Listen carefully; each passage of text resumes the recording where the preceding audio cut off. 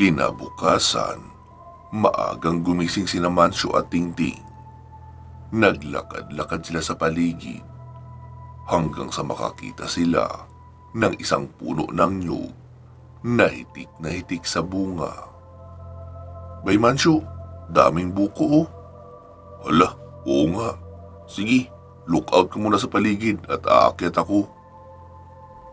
Oh, dalhin mo itong dala kong sako. Talian mo, tapos saka mo ibaba ang mga bunga. Hindi natin yan pwedeng ibagsak sa lupa dahil maririnig ang tunog ng pagbagsak kahit sa malayo. Oo sige, sagot pa ni Mancio at agad nang umakyat sa puno ng nyug. Matapos makakuha ng marami, ay ibinaba niya na iyon. Saka naman nila pinagtulungang balatan at dinala sa pahingahan. Uy, gising na kayo. Masarap itong fresh buko sa umaga oh. Wika pa ni Mancio.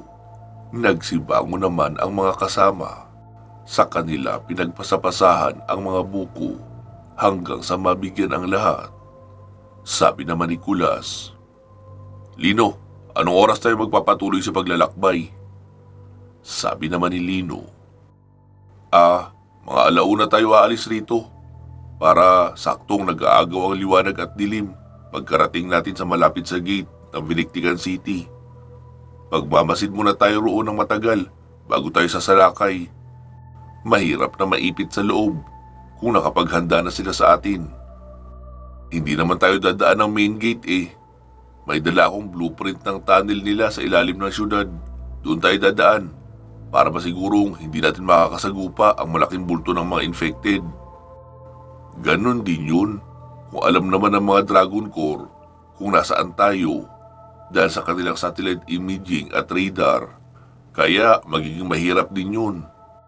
Una na nating gawin ay sirain ang kanilang mga signal receiver para patas ang laban. Hindi natin sila nakikita, hindi rin nila tayo nakikita. E papaano ang CCTV? Sabat naman ni Rosalia. Si Micaela naman ang sumagot. Sa underground ang daan natin at hindi nga malayo may CCTV rin doon. Pero may dala akong electrical devices disruptor. I-disable nito ang mga CCTV o radio communication sa loob ng tunnel. Kaya kapag ginamit ko ito, ay dapat naka-off lahat ng comm devices natin pati mga cellphone dahil kasama yung masisira kapag nag-activate na ako ng disruptor. Wow, ang galing naman pala. Iba talaga kapag mga high-tech na gadget ang dala no? Komento naman ni Mancio. Matapos makakain ng buko, ay kanya-kanya na silang labas ng kuweba para maglinis ng katawan gamit ang kaunting tubig na ibabasa sa towel na siyang ipupunas naman sa katawan nila. Si Mancio at Tingting naman ay nagsimula na sa kanilang pagluluto doon sa loob ng kuweba. Bandang 11:00 ng tanghali ay nagsimula na silang kumain. Pagkatapos ay saka sila nag-impake ng mga gamit para handa na sa pag-alis. Makalipas ang ilang oras, Ano, handa na tayong lahat? Tanong pa ni Lino. Oo, sagot naman ang lahat. Kaya ipinagpatuloy na nila ang paglalakad papunta ng Vinictican City. Habang naglalakad ay nakakarinig sila ng tunog na tila mga dragon na umiiko sa buong kagubatan. Naku, huwag muna kayo mag-duty ha, umaga pa naman. Kitang-kita talaga tayo kapag nagsilipad ang mga biohazard na yan. Wika pa ni Rafael. Sabi naman ni Tingting. Bakit Rafael? Hindi ba yun mga aswang? Hindi, tao lang yan na naging infected. Tapos nag-mutate at nagkaroon ng pakpak. Kuya Lino, paano ang diskarte natin doon sa mga lumilipad na mga infected? Baka kami ni Kulas ang magtulong doon. Itataas ako ni Kulas gamit ang ipo-ipo. Tapos doon ko na sasalubungin sa ere. Sana lang ay hindi sila sobrang dami. Para naman kayanin nating maubos ang mga makakasagupa natin lumilipad. Nagpatuloy pa sila sa paglalakad ng tahimik dahil sinabi ni Lino na hindi malayong Nasa mga itaas ng makakapal na puno ang mga biohazard asset ng mga kalaban o yung mga halimaw na nagmumula sa pagiging infected. Samantala, sa bahagi naman nila Benny, sumapit ang 3:00 ng hapon. Nakaabang siya sa cellphone kung may mensahe ba mula kina Rafael, pero wala. Kaya siya na ang nag-text. Malakas naman ang signal sa bahaging iyon dahil sa mga cell site ng Vinictican City. Rafael, nasaan na kayo? Nasa boundary na kami. 50 meters ang layo namin sa mismong gate ng Vinictican City. Text pa ni Benny. Ilang saglit pa ay nag-reply naman si Rafael. Benny, medyo malayo pa kami. Mga 1 to 2 hours bago makarating dyan. Okay, hihintayin namin kayo rito para sabay-sabay tayo papasok. Copy that. Sagot naman ni Rafael. Nagsalita si Benny sa mga kasama niya. Team, hindi muna tayo lalabas rito sa pinagtataguan natin. Hihintayin natin na makarating si Rafael.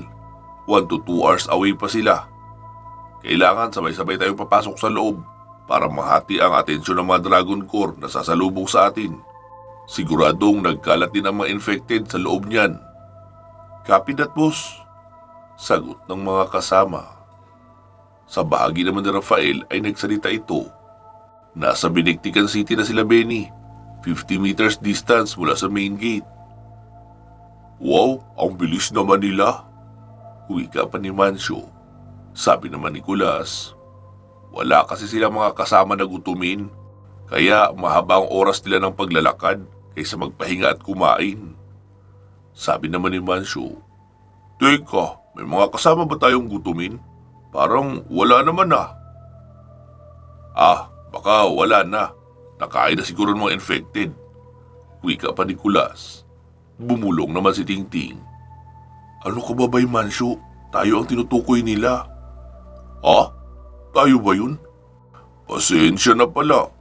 Mahalaga naman talaga ang kumain ah. Hindi natin alam. Baka huling kain na natin ang bawat kain natin rito.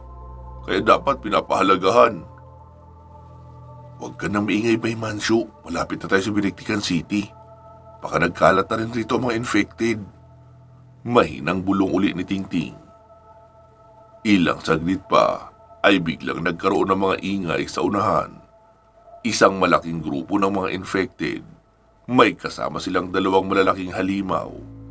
Sila yung nasa 3rd stage ng transmutation. Tao pa rin ang hugis ng katawan. May 2 kamay, 2 paa, malapad na katawan at ulo. Pero tila namamaga ang balat at nagbabato-bato na may kumakatas na dilaw na likido sa bawat bahaging may gasgas. Kakaiba rin ang amoy noon na animoy mabaho at nabubulok na sugat. Agad sumirit ang suka ni Rosalia at Micaela dahil hindi na nila kinaya ang amoy na iyon. Sabi naman ni Lino, nako, bala ko pa naman sana na iwasan sila. Pero wala na tayong tsansa na makapagtago. Nakita na nila tayo dahil sa ingay ng pagduwal nyo. Pasensya na, ang baho talaga eh. Nakita naman nila na tumatakbo papalayo sina Tingting at Mancio. Nagtago sa likuran ng bato at doon din nagsuka. Sabi naman ni Rafael, nako, naloko na. May hirapan tayo lumaban kung 4 sa atin ay nagsusuka lang ng nagsusuka. Sabi naman ni Lino, Kulas, maglagay ka muna ng makapal na hamog sa paligid natin para hindi magkandara pa sa pagsugod sa atin ang mga infected na yan. Okay, sige. Sagot ni Kulas at agad kumumpas sa hangin. Unti-unting lumalamig ang temperatura sa paligid. Naririnig nila ang patuloy na paglapit ng mga infected sa kanilang kinaroroonan. Sumenya si Lino sa mga kasama na umatras at subukang ikutan ang bahaging iyon para hindi sila maipit ng maraming infected. Ilang saglit pa ay narinig nilang sabay-sabay na nag-growl ang 2 malalaking halimaw na infected. Kasunod noon ay ang pagliliparan ng mga maliliit na puno, sanga at mga bato Nagsidampot pala ang dalawang malalaking halimaw ng kung ano-ano sa paligid at ibinabato. Kaya kanya-kanyang cover sa mga puno ang tatlo. Lino, anong plano natin rito? Hindi pwedeng mag-cover lang tayo rito ng matagal. Ilang saglit lang ay narito na ang ibang mga infected. Uwi ka pa ni Rafael. Sabi naman ni Lino. Sige, ganito Rafael. Umikot ka. Doon ka umatake mula sa likuran o tagiliran ng tumpok nila. Isama mo sila Micaela at Rosalia. Okay, sige. Uwi ka ni Rafael at agad umatras upang puntahan ang kinaroroonan ng dalawang dilag. Pagkalapit niya sa dalawa, sabi nito, Uy, tama na yung kakasukan nyo. Tara na, doon tayo sa kanan. Uwi ka pa ni Rafael sa dalawa. Sabay dahan-dahang naglakad patungo sa kanang bahagi ng kinaroroonan nila. Doon kayo sa pagitan ng mga batong iyon magtago para hindi kayo halata ng mga infected. Sabi naman ni Micaela. Ha? Sinong babarilin namin mula dyan? Wala naman kami makita. Basta, pumwesto na kayo roon. Si Lino na ang bahala sa aasintahin nyo. Hintayin nyo na lang ang hudyat niya, okay? Tumango ang dalawang dalaga at payukong tumakbo papunta sa bahaging may mga bato. Pinindot ni Rafael ang comb sa kanyang tenga. Lino, naka-in-position na kami. Bigla namang may nagsalita sa comb. Kami ni Mancio hindi pa. Sabi naman ni Lino. Nasaan ba kasi kayo? Nagtatago. Ang dami kaya lumilipad ng mga bato at mga kahoy sa ere. Okay, sige. Kayo Mancio at Tingting, umatras pa kayo kaunti. Masyadong makapal ang bilang ng mga infected na ito. Hindi ito kakayanin ng mano-manong laban. Ikaw rin Kulas, umatras ka hanggang sa makarating ka sa bahagi nila Mancio. Papaano ka dito Bailino? Magpapaihaw tayo ng maraming infected. Yun lang ang paraan. Bahala na kung malaman ng Vinictican City ang location natin. Sige na. Pagkasabi noon ni Lino, ay agad na rin tumakbo pa paatras si Kulas. Noong sapat na ang distansya ng lahat, ay nagsalita si Lino. Kulas, alisin mo na ang hamog sa paligid. Ha? Di makikita ka na nila ng sabay-sabay. Oo Kulas, yun talaga ang plano ko rito. Binigkas na ni Kulas ang orasyon, sabay kumpas ng kamay. Unti-unti na ring nawawala ang hamog, hanggang sa tuluyan na maging malinaw ang paligid. Hawak na ni Lino ang isang mahabang baril na nakatutok sa mga infected. Hoy, mga infected! Gusto nyo ng laban? Tara, lumapit kayo rito. Tatadtari ko ng bala ang katawan nyo. Sigaw pa ni Lino. Pagkakita sa kanya ng mga infected, ay agad nagsiangil at sumugod. Buong tapang naman na hawak ni Lino ang baril at pinaputo. Pero nagulat siya dahil 7 putok lang ang kanyang nagawa at wala na siyang bala. Hala, wala na akong bala? Sabi naman ni Rafael sa comb. Nag-check ka ba ng bala sa magazine bago tayo umalis?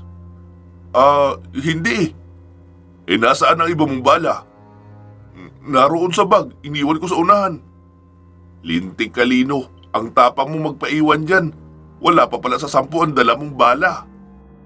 Huwag kang mag-alala Rafael, may iba talaga akong balak. Kaya walang lalapit sa akin ha, kung ayaw nyo maging abo. Kumumpas si Lino ng kamay na tila gumuguhit ng kalahating bilog sa kanyang kinakatayuan. Agad nagkaroon ng barrier. Ilang saglit pa ay nasa harapan niya na ang karamihan ng mga infected. Dumating na rin ang 2 malalaking halimaw. Nakatayo lang ng tuwid si Lino habang pinagmamasdan ang mga infected. Napanay ang kalmot sa barrier. Noong makalipat nga ang halimaw na infected, ay hinawi noon ang mga pangkaraniwang infected. Saka hinugot mula sa likuran ang isang malaking maso o iyong napakalaking martilyo. Ang isa naman ay palakol ang inilabas at sinimulang bayuhin ng malalakas ang barrier. Napaigtad si Lino sa gulat dahil maingay ang tunog noon sa loob, para siyang nasa loob ng arenola habang pinupukpok sa labas. Nakikita niya rin na tila nagkakaroon ng guhit na bitak ang barrier. Micaela at Rosalia, subukan niyo asintayin ang ulo nitong dalawang big boy sa harapan ko. Naaalog ang utak ko sa lakas nila pumalo eh. Copy that, Lino. Wika ni Micaela at halos magkasabay sila ni Rosalia na bumaril patungo sa ulo noong malalaking halimaw na infected. Bumaon ang bala sa ulo ng mga iyon, pero tila hindi napansin ng mga halimaw. Patuloy pa rin iyon sa pagbayo ng maso sa barrier ni Lino. Hala sila, mga manhid. Wika pa ni Micaela. Lino, negative. Hindi sila nasasaktan. Okay, sige. Huwag nyo nang paulanan ng bala. Dahil baka lumipat sa direksyon nyo ang bulto ng mga infected. Kapag napansin nila kayo dyan, magtago lang kayo o dumapa. Magpapaulan ako ng kidlat. Hinihintay ko lang na makalapit ang lahat rito para makabawas tayo ng mahigit sa kalahati. Tiniis lang ni Lino ang ingay ng bawat hampas ng maso at palakol. Hanggang sa pati ang pinakaibabaw ng bilog na barrier ay napuno na rin ng infected na gumagapang at kumakalmot. Sabi naman ni Rafael, Lino, ano pa hinihintay mo? Umidlip ka na ba dyan sa loob? Nandito na ba lahat ng infected malapit sa akin? Oo, kanina pa. Di sige, Kulas, paugain mo muna ang lupa at dumapa kayo lahat. Siguraduhin yung nakakover kayo ng maayos ha. Oo, sige Lino. Inilapat ni Kulas ang kanyang kamay sa lupa at ilang saglit pa ay umuga na iyon ng malakas. Karamihan sa mga infected ay natumba, maging iyong dalawang malalaking halimaw. Nakatayo na si Lino habang nakakumpas pa itaas ang kamay. Noong ibaba niya iyon ay kasunod na noon ang pag-ulan ng napakaraming maliliit na guhit ng kidlat. Kahit ang mga kasama niya ay tila nakabug ang dibdib dahil sa napakalakas na tunog ng kulog na sumunod sa kidlat. Maging ang kinaroroonan mismo ni Lino ay tinamaan rin ng maraming kidlat, pero hindi naman siya apektado sa lakas ng kuryenteng iyon. Nakikita niya sa paligid ang mga infected na nangingisay at unti-unting tinutupok ng apoy na kasama ng kidlat. Noong humupa ang kidlat ay inalis na ni Lino ang barrier. Nakabulagta na lahat sa lupa. Ilang saglit pa ay may naglabasan pang mga infected mula sa malayo, pero hindi na iyon sobrang dami. Mga bagong dating na iyon na naakit sa tunog ng pagkakaingay. Kayo na bahala sa mga bagong dating ha. Wika pa ni Lino. Agad nang nagsitayo ang mga kasama niya. Ang dalawang babaeng snipers naman ay nagsimula na rin sa pag-asinta sa mga dumating. Susugod na rin sana si Lino patungo sa unahan nang bumangon pa ang dalawang malalaking halimaw at tumayo ng tuwid. Lintik, buhay pa pala kayo? Gulat na wika ni Lino dahil akala niya ay namatay na ang dalawang iyon. Hindi naman kasi iyon naabo, pero naging itim ang balat na parang nasunog. Hinugot ni Lino ang itak sa kanyang likuran at sumugod sa itaas. Tumalon siya ng mataas para tagpasin sana ang ulo noon. Pero isang paa noon ang diretso lumapat sa dibdib niya, kaya pabalik siyang tumilapon.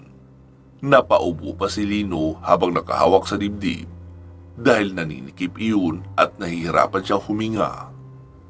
Lintik, may lakas ka pa ah. Akala ko naman tostadong kamote ka na. Dumampot ng isang bato ang halimaw at inihagis kay Lino. Agad siyang gumulong para makailag. Noong umabot sa isang puno sa kakailag ay agad na siyang bumangon, pero nag-cover lang muna siya roon para makarecover muna sa kanyang pagkakabagsak. Nakita niyang lumalapit na rin si Kulas sa isa pang halimaw. Gamit ang hangin ay pinapaangat ni Kulas ang mga bato at mga sanga ng kahoy sa paligid at ibinabato rin doon sa isa pang halimaw. Pero yumuyuko lang iyon habang nakaharang ang isang kamay sa mukha. Tapos dumampot na isang mahabang kahoy na siyang inihahampas sa mga bagay na ibinabato naman ni Kulas. Nagpatuloy sa pagbato ng mga kahoy ang halimaw patungo kay Lino. Sabi naman ni Lino, "Mali pala ako kanina. Bakit ba hindi kaya na espada ang ginamit ko? Pero mukhang ganun rin eh. Hindi rin naman ako umabot. Hindi ko rin maitataga." Naglabas si Lino ng isang may kahabaang espada na kaya na.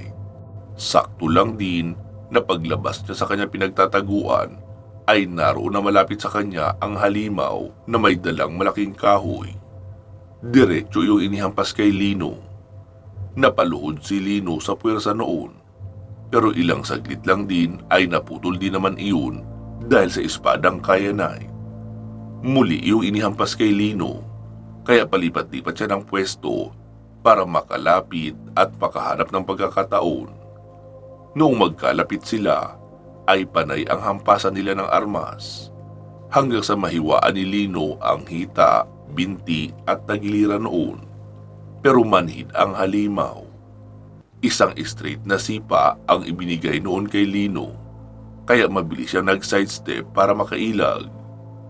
"Oops! Ginamit mo na yan kanina. Hindi na yan makakalusot uli sa akin." Patuloy pa sila sa paghahampasan. Kahit napakarami ng sugat noong halimaw ay hindi pa rin sumusuko. Hanggang sa makakita si Lino ng isang may kalakihang bato. Tumakbo siya patungo roon dahil alam niyang hahabol din naman sa kanya ang nilalang.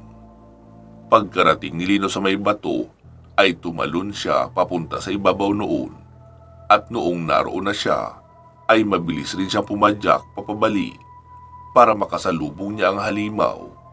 Sa kanya, diretsyong itinusok sa gilid ng leeg ang espadang Kyanite. "Ermitanyo, 200% ng kidlat sa espadang Kyanite!" Wika pa ni Lino, at mas lalo pang nagliyab ang espada na siyang tumunaw sa laman noong halimaw at tuluyan na ngayon binawian ng buhay. Paggalingon ni Lino kay Kulas ay nakita niyang unti-unti nang lumulubog ang katawan noong malaking halimaw na kinakalaban ni Kulas. Bumiyak kasi ang lupa at hinila ng mga ugat ng kahoy pailalim ang halimaw na iyon. May hawak na rin si Kulas na latigong baging na may tinik. Inihampas niya iyon sa leeg ng halimaw at pumulupot. Sa kabuong puwersang hinila na nagpahiwalay sa ulo noon mula sa katawan. Papalapit na rin sina Rafael, Micaela, Rosalia, Tingting at Mancio. Halatang napalaban rin ang mga iyon dahil laylay ang balikat sa pagod. "Ano, ayos lang kayo?" "Oo, ayos pa naman," sagot naman ni Rafael na hinihingal pa. "Tara, ipagpatuloy na natin ang paglalakbay. Delay na tayo. Papadilim na oh." "Oo nga," sagot naman ni Rafael. Sabi naman ni Mancio, "Nagugutom kami ni Bay Tingting eh.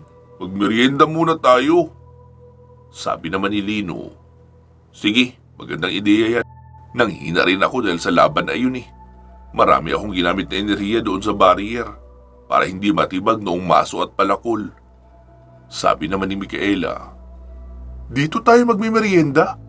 Kadiri kayo ha. Ang baho-baho ng mga iyan. Tapos dito tayo kakain. Maglakad na muna tayo ng kalahating oras para makalayo rito. Saka tayo maghanap ng pwestong mapagpapahingahan at doon na tayo magkape at kumain." "Okay, sige." Pagsang-ayon pa ni Lino dahil hindi naman talaga may pagkakaila na mabaho ang mga infected dahil halos lahat sa mga iyon ay naaagnas na. "Sige, maglakad muna tayo ng kalahating oras para makalayo." Muling wika ni Lino at ipinagpatuloy na nila ang kanilang paglalakbay.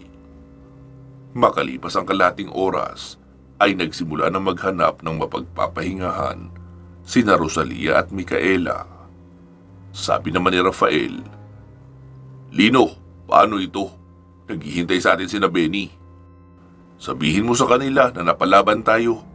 Magpapahinga lang tayo ng kalahating oras dito. Tapos ipagpapatuloy na natin ang paglalakbay. At pagkarating roon, Magpapahinga tayo doon ng ilang oras. Basta papasukin natin ang Vinictican City ng mga 2:00 ng madaling araw para kaunti ang naka-duty. Okay, sige Lino. Sagot ni Rafael at nagsimula na magtipa ng mensahe na ipapadala kina Benny. Makalipas ang ilang sandali ay may nahanap ng pwesto ang dalawang dilag, kaya agad nang sumunod ang lahat. Nagpakulo na ng tubig si Mancio para magkape at magbibiskwit muna sila. Matapos makapagmerienda at makapagpahinga saglit, ay ipinagpatuloy na nila ang paglalakad. Ang sabi ni Micaela, mga nasa mahigit 1 oras na lang ay naroon na sila sa lugar hindi kalayuan sa Vinictican City. Makalipas nga ang mahigit 1 oras ng paglalakbay, ay sumenyas na si Micaela at may direksyon sa itaas na itinuturo. May umiikot na drone roon. Sabi naman ni Rafael, Micaela, ilabas mo na ang cloaker device natin para hindi tayo makita sa radar. Ang cloaker device ay parang magnetic field na tila kumot na tatakip sa may dala nito sa lapad na 8-meter radius. Kaya may itatago noon ang buong grupo nila Lino mula sa radar monitoring. Kahit pa si Micaela lang ang may dala. Agad iyong inon ni Micaela at nagsiupo sila ng magkakalapit sa isang puno na may makapal na talahib sa paligid. Ilang saglit pa ay nakalayo na sa kanila ang drone. Sabi ni Lino, lumayo na muna tayo rito. Malapit na tayo masyado sa pader nila kaya nakakarating na rito ang drone. Tumango ang lahat tapos nauna na si Rafael sa paglalakad para maghanap ng pwestong ligtas na kanilang mapagpapahingahan. Tahimik na naghanda ng panghapunan sina Mancio at Tingting. Nagsaing sila sa butane stove tapos dilatang sardinas na ang ulam nila. Matapos makakain ay nagsiksika na sila sa masikip na espasyo sa pagitan ng malalaking bato para lang makatulog ng kahit 6 na oras bago sumapit ang oras ng kanilang pagsalakay sa Vinictican City. Samantala, atin munang dalawin ang sitwasyon nila Richard, Venus, Kim at Jenna. Sila ang ikatlong grupo na nagpunta sa Vinictican City pero sa may dagat sila dumaan dahil tutuntunin nila ang isang tunnel na bumabagtas sa ilalim ng kabundukan papuntang Vinictican City.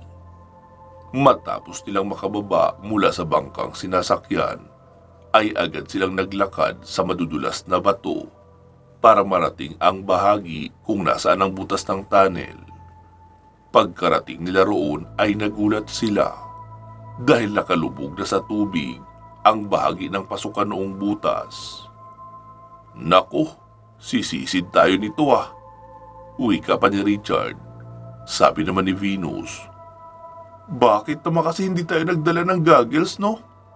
Hindi ko pa naman kaya magmulat ng mata habang lumalangoy sa dagat.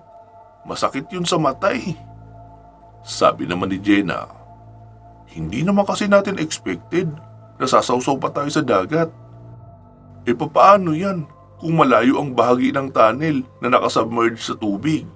Baka naman doon na tayo mamatay sa ilalim. Wika ni Jenna. Sabi naman ni Richard, mauuna akong papasok sa butas. Magdadala ako ng lubid.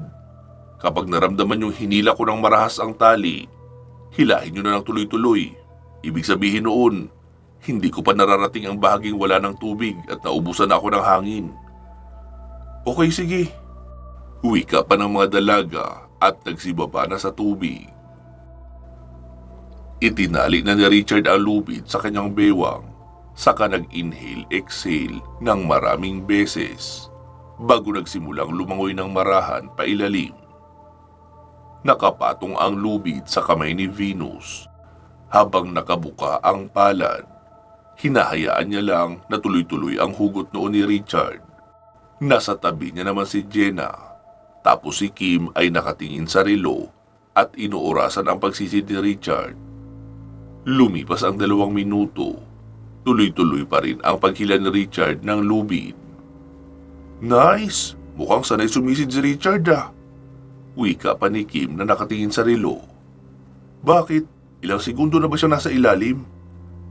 2 minuto na. Sumapit ang ika-4 na minuto at malapit nang maging 5 minuto nang maramdaman ni Venus ang marahas na paghila ng tali. Naku, hindi siya umabot!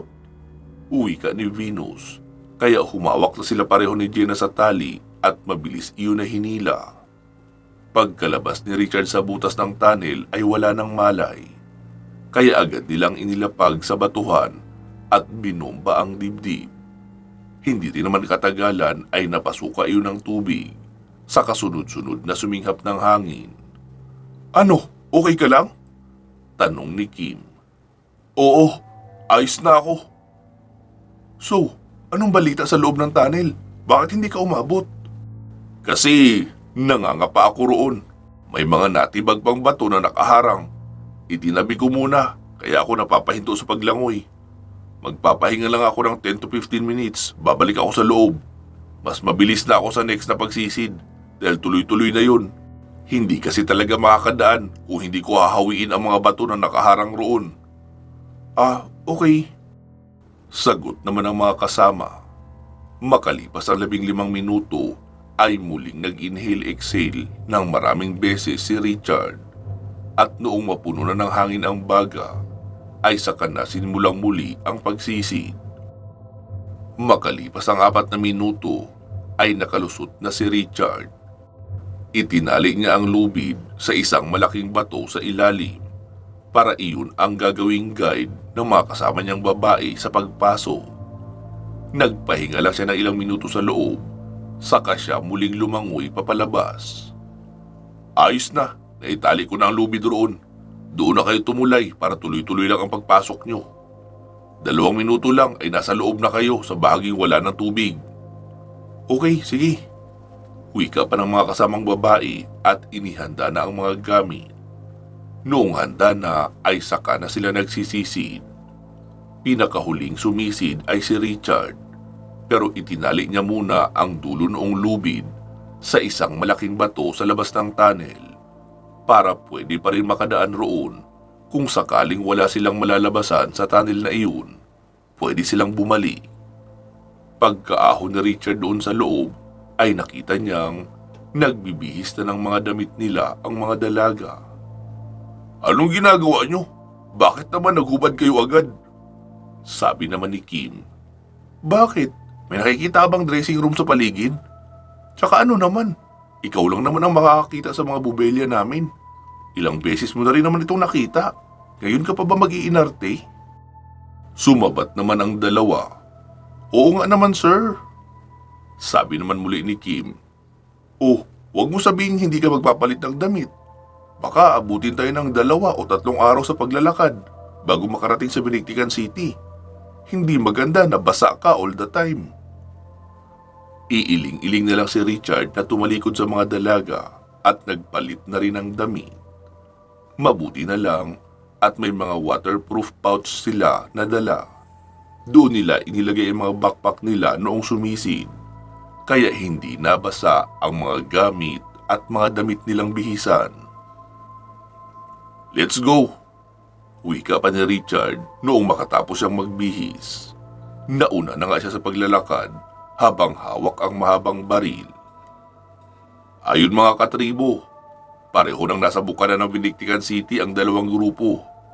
At hindi malayong naroon na rin malapit ang grupo ni Richard dahil 3 araw na rin ang nakalipas noong magsimula silang maglakbay at walang delay ang kanilang paglalakad dahil wala namang mga infected na sumasalubong sa kanila sa loob ng hidden tunnel. Pasensya na po kayo kung natagalan akong sundan ito. Masyado kasi akong nalibang sa pagsusulat ng lihim ng medalyon, kaya naging sunod-sunod ang upload roon at nakaligtaan ko naman ito. Pero pipilitin ko rin po na madaliin ang pagsusulat nito, lalo at marami pa silang pupuntahan na misyon pagkatapos rito sa Binigtikan City. Magsama-sama po tayong muli sa part 278. Mag-iingat po kayo palagi at hanggang sa muli.